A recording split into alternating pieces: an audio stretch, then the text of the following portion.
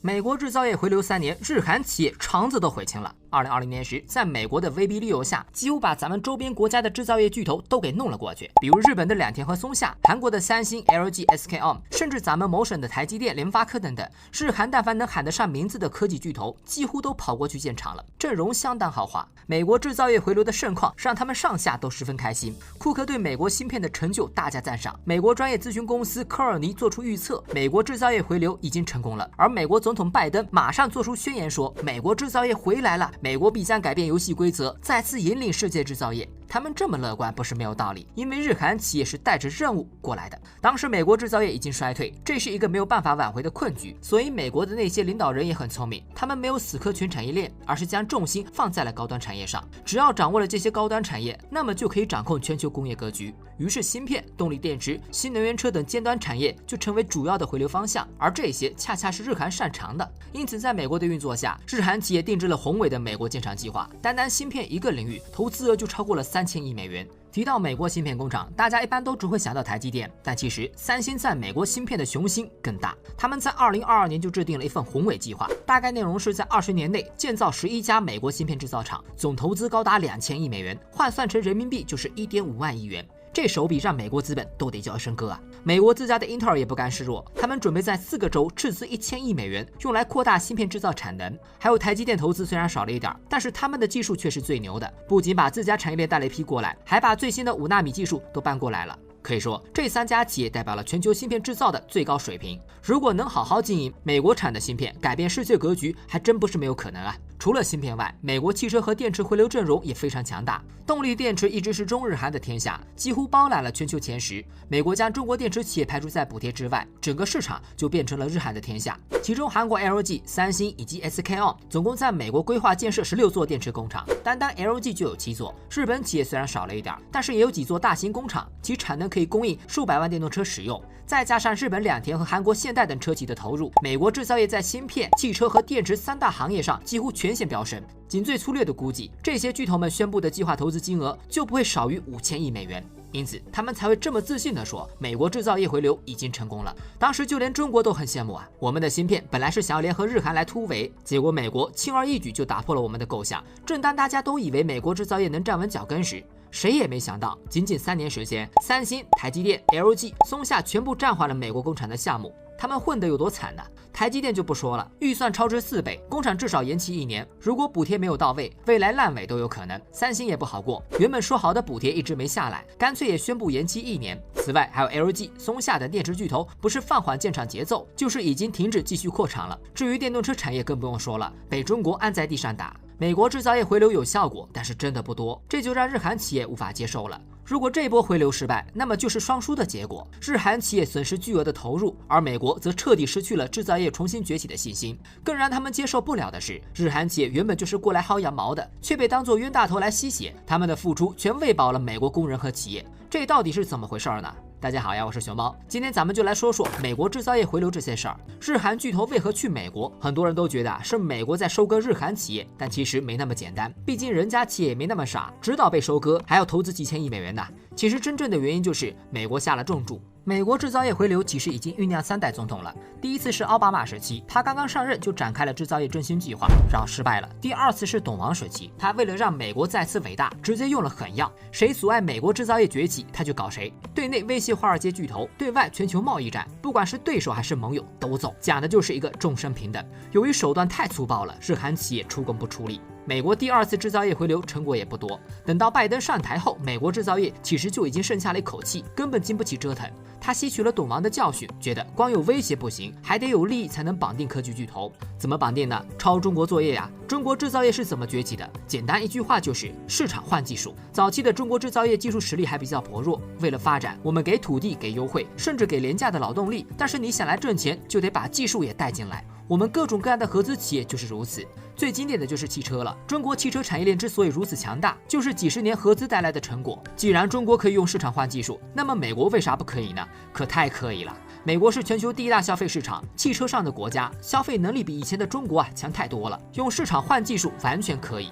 于是他们一边打压中国企业，一边游说日韩企业投资美国，然后再拿出2万亿美元左右的激励政策。打压中国企业是为了营造出制造业割裂的格局。原本的全球产业链中，中国处于核心地位，根本没办法撼动。但是，一旦割裂了，那就不一样了。中国产品进不去美国市场，多余的市场份额就可以留给日韩等企业。而美国引进的技术是芯片、电池等行业，这些可都是有未来前景的行业。这也意味着美国既有市场又有补贴，还有技术支持，是一个妥妥的宝藏市场。谁能先布局，谁就能占据领先优势。因此，日韩等巨头才会出钱出力在美国布局，可不是无脑投的呀。至于美国制造业为何失败，原因有很多，我愿意将它称为一场吸血行动。你想想看，美国制造业基本上所剩无几，能留下来的要么是高价垄断的行业，要么就是都靠着国家补贴吊这口气，原本的企业工人都过得苦哈哈的。如今终于要振兴工业，终于有新的血液进来了，你说他们会怎么办呢？是和中国一样发愤图强？如果你真这么想，那么你对资本主义社会就真的一点也不懂啊。资本是啥？100%的利润让他们捅人都没问题啊，更别说什么共同富裕了。当然是他们先富裕再说。怎么富裕也简单，就是趴在日韩巨头的身上吸血。我们举些例子就知道了。首先，建设工厂第一件事就是3通1平，也就是通电、通水、通网，平整土地，然后是工厂基础以及主体基础建设。等厂房建得差不多了，各种设备进场、员工培训等等都得安排好。但是这些常规建厂成本几乎把日韩企业的血液都抽走一大半了。第一个吸血的就是电力系统。工厂用电本来不难，在中国分分钟给你搞定，但是在美国却不行，因为他们的电力系统太烂了，不仅电网老化严重，而且有些州的电网都是独立的，没办法形成一个整体。一旦出现极端天气或者意外事故时，就会导致美国电网出现崩溃。比如2021年、2022年，美国德州连续2年因为大雪导致电网崩溃。电网一旦崩溃，美国私有发电厂就会疯狂涨价，有的涨幅超过400%，有的涨幅甚至高达惊人的3466%。工厂不得不高价购买电力，甚至停工停产。当时德州电力崩溃时，三星、英飞凌、恩智浦全都被迫停工过，对于他们的生产造成致命打击。而且停电潮还不局限于德州，根据美国自己的数据，他们有70%的电网已经超过服役期限，随时有停电的威胁。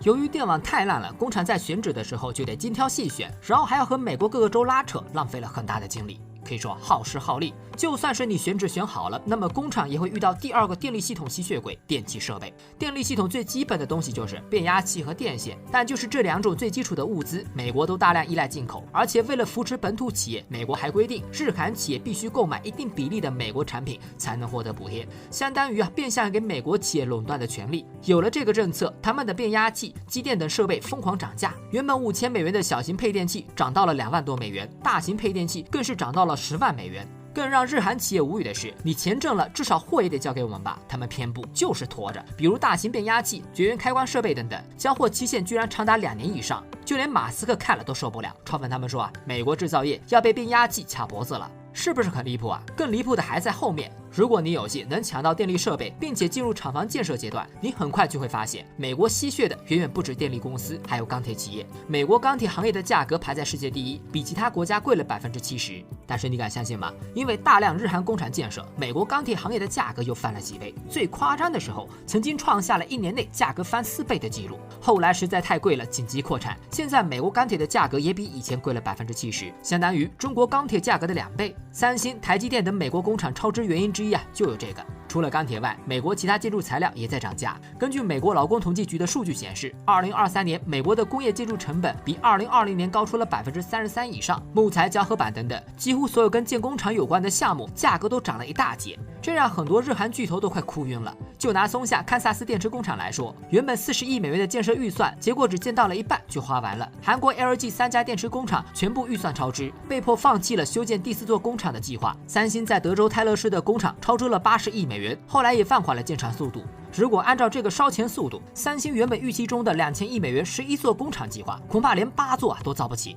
看到这儿，有些小伙伴可能就疑惑了：美国建筑材料价格这么高，那去进口不就完了吗？抱歉，上面说过了，美国为了扶持本土企业，制定了严格的政策，必须采购一定数量的本土材料才可以获得补贴。因此，日韩巨头们为了尽快完工，只能硬着头皮购买，而且你买了还得排队等待，因为美国的制造水平压根造不出这么多建筑材料。你说美国企业是不是在吸日韩企业的血呢？当然，来都来了，为了美国市场，他们都得继续干。这厂子都建了，就得开始招工了吧？尤其是芯片这种高精尖工业，一般都需要经过长期培训才可以，总不能等厂子建好了以后，直接从街上拉一批工人就上岗吧？必须得提前招工，提前培训。这一招工，各家厂商就傻眼了，工人吸血，一点也不比企业差。首先，他们的技术非常差，经过几十年的去工业化浪潮，美国的合格打工人严重不足，他们不懂配合，不懂操作，甚至有些连专业的设备都看不懂。本来这也没啥，没有的话，工人培训一下不就完了吗？可惜这招也没用。人美国人是啥？那可是金字塔顶端的人群啊！你日韩以前就是人家小弟，现在跑到大哥家里来当老板，你说他们心里能平衡吗？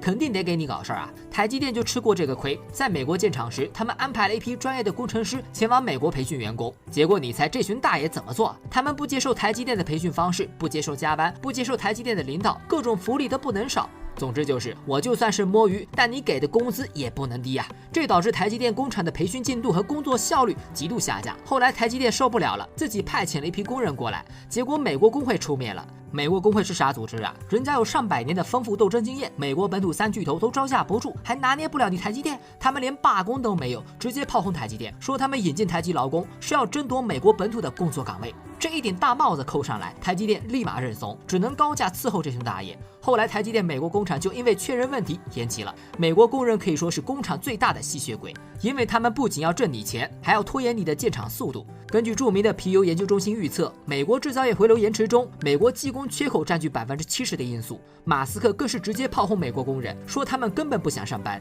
所以你看，美国不是不可以薅羊毛，日韩企业也不是不努力，但是美国制造业就像一个饥渴很久的人，见到一块肉就想吞进肚子里。归根到底啊，是因为他们对制造业回流不自信，不相信细水长流。这就和美国扶持政策一样，美国换一届总统，政策就会变动一下。上一届总统许下的承诺和扶持，到了最后实施的时候，可能会被国会、参议会等等为难，甚至到了下一届总统上任时，就会被快速推翻。就比如美国号称规模达到2800亿美元的芯片与科学法案，在吸引投资的时候，就说要给企业提供几百亿美元的资金补贴。等三星、台积电真的开始建厂了，美国商务部立马增加了很多补贴限制规则，什么不能在中国扩张业务啊，要上交客户信息，超额利润要跟美国商务部分享等等。更让企业难受的是，就算是同意了这堪称不平等条约的补贴细则，他们也很难拿到钱。截止到目前为止，领到美国芯片法案补贴的只有4家公司，分别是革新、微星科技、BAE Systems 以及英特尔，无一例外全都是美国公司。美国政府就差没直接在条款上写明了美国企业优先啊！很显然，芯片法案的补贴金额都是有限的，越往后拿到钱，就越有可能拿不到钱。钱花了，补贴却没见着，后续的建设运营更是肉眼可见的成本高昂，芯片厂商们可以说是欲哭无泪了。根据彭博社的报道，美国政府或许是看出台积电、三星有点想打退堂鼓，准备加大筹码，提高诱惑力，提出再拨款750亿美元支持芯片企业的计划。但是吃亏吃太多了，三星和台积电都很淡定，能拿到手的才是自己的。芯片厂商是拿不到补贴，而新能源厂商则是在考虑自己的饭碗是不是要保不住了。在2022年的通胀削减法案中，美国政府宣称要给能源领域投资近4000亿美元。结果，美国财政部在2023年12月又颁布了新的新能源补贴方针，详细说明了补贴要求：汽车必须要在美国生产，不仅如此，电池零部件甚至是生产电池的矿物都得是美国产的，这样企业才能领到足额的补贴。细则实施之后，就连特斯拉 Model 3后驱版、通用的凯迪拉克瑞歌、福特 e-Transit 这些跟着苗红的美国电动车型都拿不到补贴了。补贴下滑之后，美国新能源汽车的销量肉眼可见的下滑。去年12月，美国3000家汽车经销商甚至集体联名致信拜登，表示店里的电动车已经严重滞销了。如果你用一个词来形容美国制造业，那就是闭关锁国，把日韩企业关起来吸血。好了，我是熊猫，本期视频就到这里，我们下期见。